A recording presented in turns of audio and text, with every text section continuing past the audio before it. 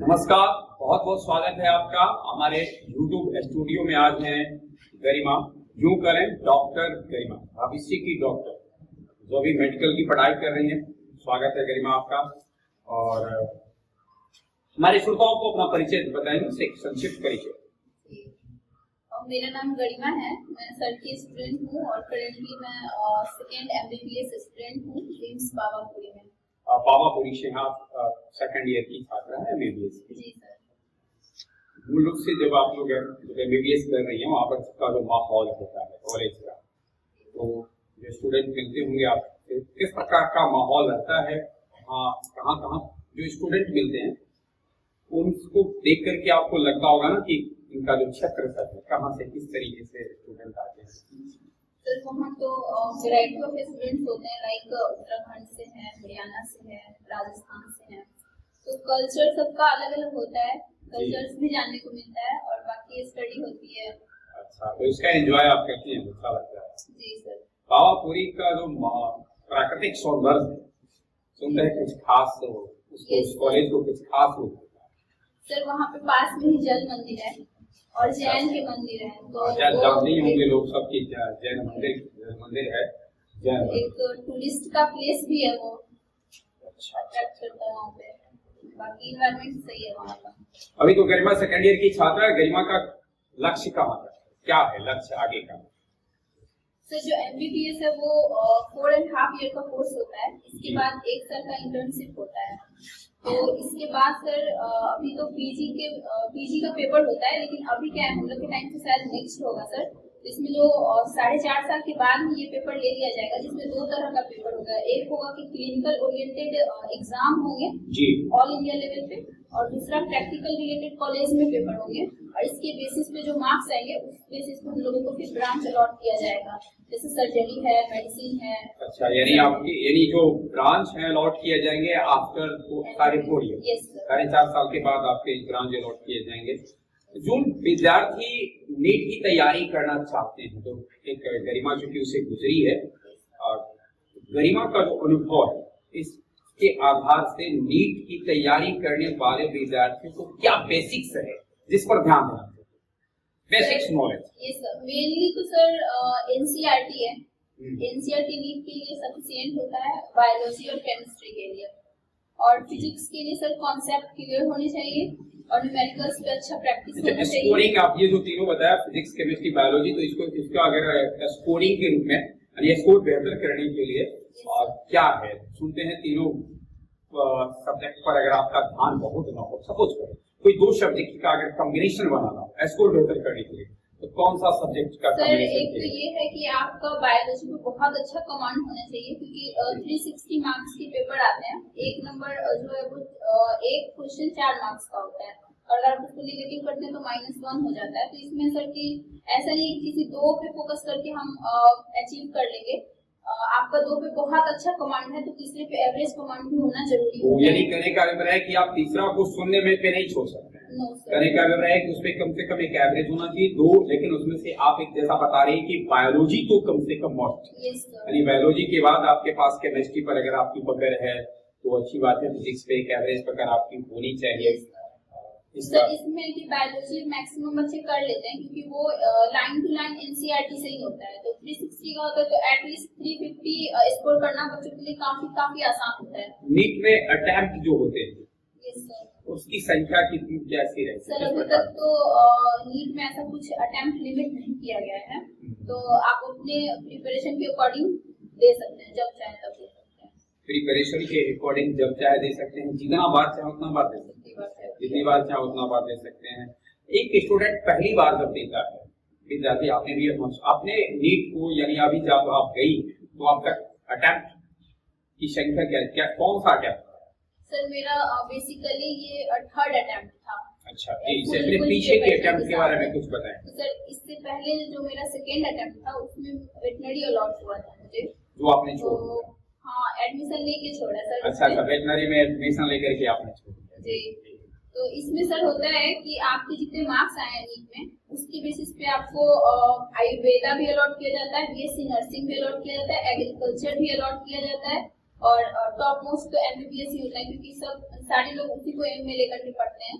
और डेंटल है इसके बाद, तो सारा ब्रांच अच्छा होता है सर, मतलब जी जी जी फील्ड है वो बहुत सारा है बायोलॉजी लेने के बाद। गरिमा अपनी जो तैयारी कर रही होगी, तो जो व्यक्तिगत तो रूटीन जो बनाई होगी कुछ वो किस प्रकार का रूटीन था? क्या कुछ अपनी जो सेल्फ स्टडी के लिए जो आपने प्लानिंग की होगी वो कैसी? सर एक्चुअली मेरा फिजिक्स सही था सर, बायोलॉजी भी सही था, लेकिन इनऑर्गेनिक और ऑर्गेनिक में मुझे प्रॉब्लम होता था। तो इसके लिए जो याद नहीं रहता था, क्योंकि इनऑर्गेनिक तो एक्सेप्शन से भरा है और पूरा याद करने का होता है, तो उसमें सर छोटे छोटे नोट्स बना के मैं चिपका देती थी स्टडी टेबल के सामने में, जब एक बार उसको देख लूं। कभी मेरा जो बेड टेबल था उसमें भी चिपका रखी थी कि कभी एक बार नजर पड़ गया तो ऐसे रिमाइंड होता रहे। अच्छा अच्छा, ये सब छोटी छोटी चीजें होती हैं जिसको ध्यान में रखना। ये खुद विद्यार्थी को अपने यानी तैयारी करने वाले विद्यार्थी को व्यक्तिगत रणनीति इस प्रकार की बनानी चाहिए, खासकर उसे मालूम होना चाहिए उसका मजबूत पक्ष क्या है, कमजोर पक्ष क्या है और कमजोरी को कैसे दूर किया जाना चाहिए। जिसकी कमांड अच्छा हो सर उसमें हम क्वेश्चंस के थ्रू उसको रिवीजन कर सकते हैं। जो थोड़ा कमजोर है, लाइक मेरा फील्ड उतना अच्छा नहीं था पहले, तो मैं बार बार पढ़ती थी उसको। चलिए गरिमा, अब थोड़ा सा क्वेश्चन, मतलब हमारा जो प्रश्न है वो स्थानीय तौर पे हम लोगों ने एक टीम गठित की है जिसके द्वारा हम लोगों ने सोचा है कि जेईई और नीट की मुख्य रूप से ऐसे 11-12 की तैयारी के अनुसार विद्यार्थी खुद ब खुद सोचने लगते हैं, लेकिन मुख्यतः फोकस यानी इसको प्राथमिकता दी नीट और जेईई की तैयारी के लिए हम लोगों ने टीम गठित की। तो यहाँ पटोरी यानी जो क्षेत्र है इसको देखते हुए गरिमा इस प्लानिंग पर क्या सोचती है, उसको क्या लग रहा है कि कितनी और किस प्रकार की संभावनाएं दिखती है? सर फर्स्ट ऑफ ऑल तो मैं ये कहना चाहूंगी कि जो हमारा ये कोचिंग है जहाँ से मैं अभी पढ़ी हूँ, तो ये एक जो बेसिक माहौल है वो प्रोवाइड कर देता है यहाँ पे। और पहले होता था कि हम लोगों को उतना आइडिया नहीं था नीट क्या है जेईई क्या है, तो हम लोग को बाहर जाना पड़ता था पता होने के लिए, जाके मालूम पड़ता था कि कैसे है क्या है ऐसा।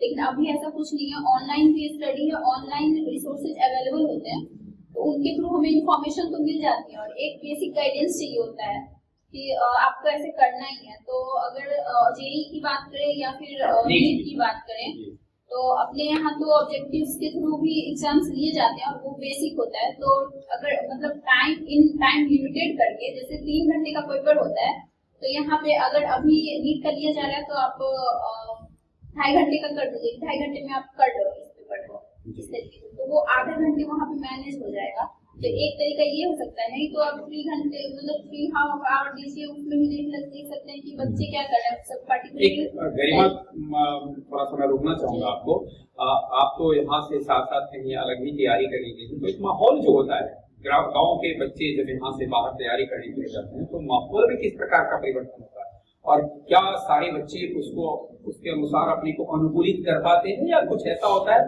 जिसका माहौल का एक दुष्प्रभाव, एक दूसरा प्रभाव, निगेटिव इफेक्ट पड़ना? यस सर, बाहर जाने पे तो दोनों चीजें होती है, संभावना दोनों चीज की। इसका अगर अनुपात निर्धारण करना हो तो सर बेसिकली हम लोग यहाँ से बाहर जाते हैं तो हम लोग को कहा जाता है कि पढ़ाई करना है, पैसे लगते हैं, तो वो चीज ध्यान में रहता है कि हमें पढ़ना है, आउटकम देना है पेरेंट्स को, ये चीज होता है। लेकिन वहाँ पे क्या होता है कि पेरेंट्स का कोई प्रेशर नहीं रहता, कोई देखने नहीं जा रहा है कि आप क्या कर रहे हैं, तो चांसेस दोनों तरफ के रहते हैं। डिपेंड करता है कि आपको ग्रुप किस तरीके का मिल रहा है। इसी को इन्हीं चीजों को ध्यान में रख करके हम लोगों ने ऐसा विचार किया कि क्यों ना ऐसा है कि भाई एक ऐसा हो, एक बेहतर शिक्षकों की एक टीम गठित की जाए और जो कंटेंट्स हैं जिसकी आपने चर्चा किया वो मिलते हैं। वातावरण की बात हमने जो भी चर्चा मैंने इसलिए किया कि ढेर सारे स्टूडेंट जब यहाँ से चलते हैं तैयारी करने के लिए, तो उनके साथ साथ उनके अरमान के साथ साथ अभिभावक के सपने भी जाते हैं और बाद में चल करके जब वो नहीं हो पाता है तो थोड़ी सी परेशानी होती है। इसको ध्यान में रख करके हम लोग ऐसा सोच रहे हैं। सर ये मतलब एक अच्छा इनिशिएटिव है सर, क्योंकि बाहर में होता है ना कि हम लोग वहाँ के इन्वायरमेंट में भी नहीं एडजस्ट कर पाते, कभी कभी तबीयत खराब होने लग जाती है जिसकी वजह से वापस आना पड़ जाता है। तो अगर हमें घर बैठे वैसा माहौल मिल रहा है तो हम यहीं से कर सकते हैं। और आर्थिक रूप से भी मुझे लग रहा है कि एक बहुत बड़ी जो मदद हो जाती है, अभिभावकों को आप ज्यादा एक दबाव नहीं डालेंगे, मतलब आपके ऊपर जाएगा। और ढेर सारी शुभकामनाएं हैं और सबसे पहले तो जो काम मुझे पहले करना चाहिए था उसको मैं थोड़ा बाद में कर रहा हूँ और अपनी ओर से आपको एक भेंट हो जाएगा। और चलते चलते एक सवाल और पूछ लेते हैं, बैठ जाइए। सवाल आपसे ये कुछ जानना था, जी। नीट की तैयारी में व्यक्तिगत रणनीति और जिस संस्था में आप पढ़ते हो टीचरशिप का गाइडेंस, और दोनों को समन्वित कैसे करना चाहिए विद्यार्थी को, दोनों को बैलेंस कैसे करना?